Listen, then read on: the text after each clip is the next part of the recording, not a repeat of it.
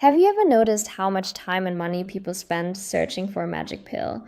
We buy expensive serums, we try bizarre diets, and we obsess over the latest biohacking trends, all trying to slow down the clock. It is a massive industry built entirely on the fear of aging.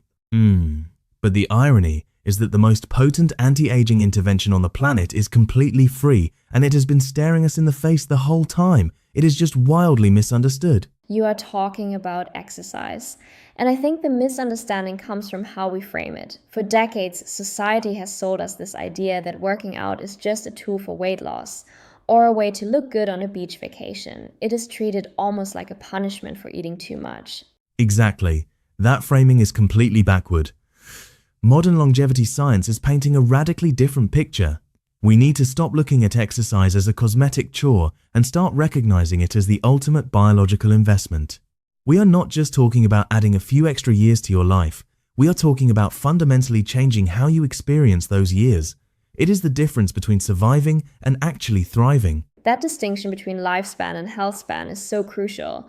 Nobody wants to live to be 95 if the last 20 years are spent confined to a bed, mentally foggy, and physically dependent on others.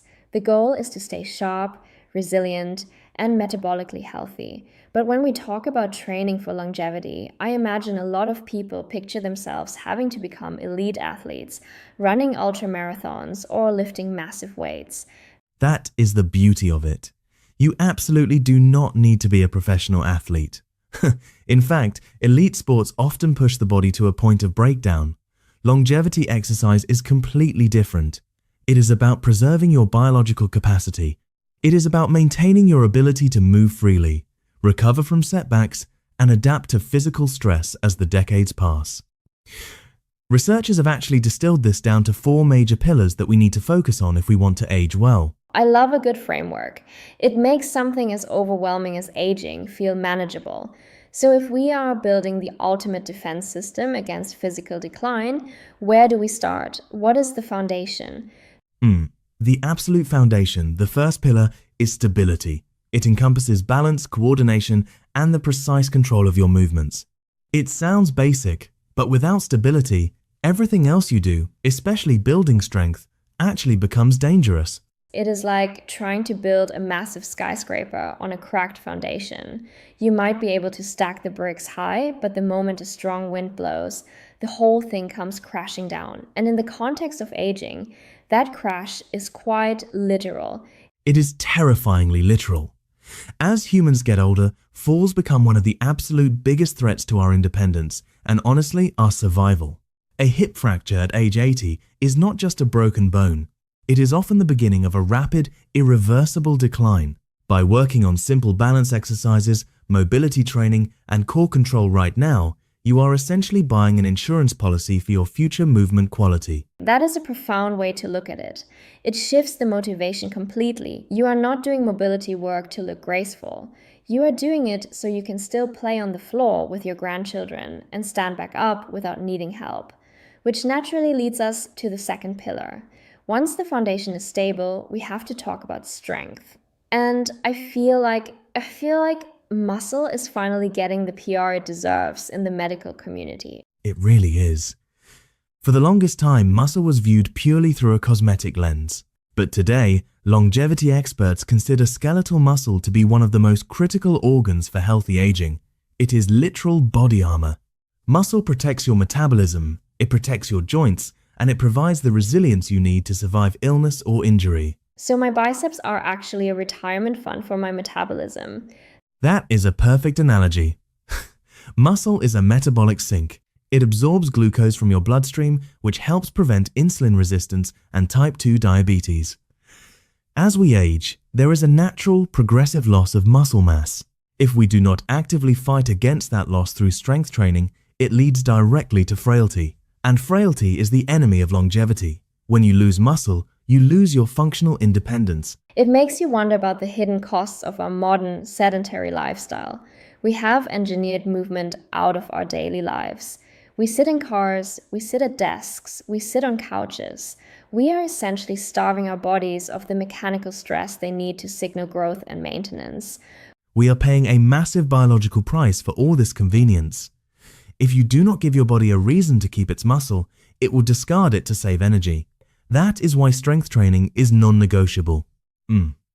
But strength alone is not enough to keep the whole system running smoothly. We also have to train the engine itself, which brings us to the third pillar, aerobic efficiency. Specifically, what is known as Zone 2 cardio. Zone 2 has become such a buzzword recently. Everyone is talking about it, from biohackers to cardiologists. For anyone who might be unfamiliar, this is that steady, moderate intensity exercise where you are working, but you could still comfortably hold a conversation. Why is this specific intensity so magical for longevity?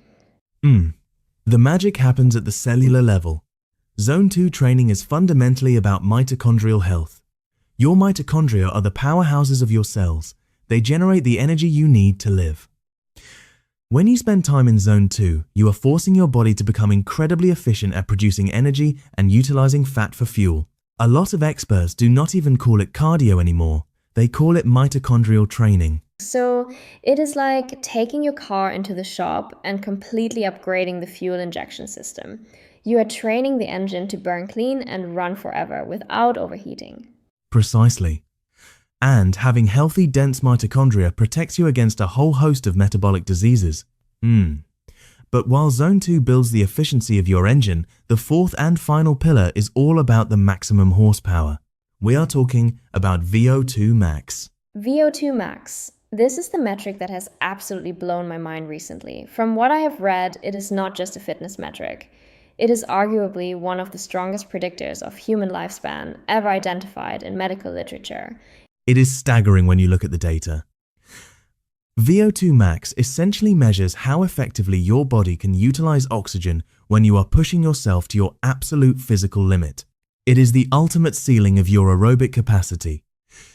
And the research shows that a higher VO2 max is strongly correlated with better cardiovascular health, superior brain function, enhanced metabolic stability, and a drastically lower risk of all-cause mortality. It is almost hard to wrap your head around.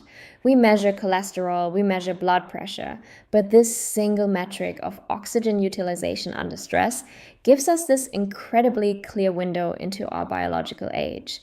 The gap between someone in the bottom 20% of VO2 max and the top 20% is massive when it comes to life expectancy.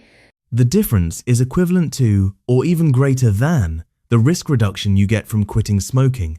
It is that powerful. And the most empowering part of this entire conversation is that VO2 max is entirely trainable. You are not stuck with the number you have today. Through high-intensity interval training, pushing yourself hard for short bursts, you can raise that ceiling at almost any age. That is the ultimate message of hope here. Our biological destiny is largely in our own hands, but it requires a complete mental shift. We have to stop viewing a tough workout as a punishment for a bad diet.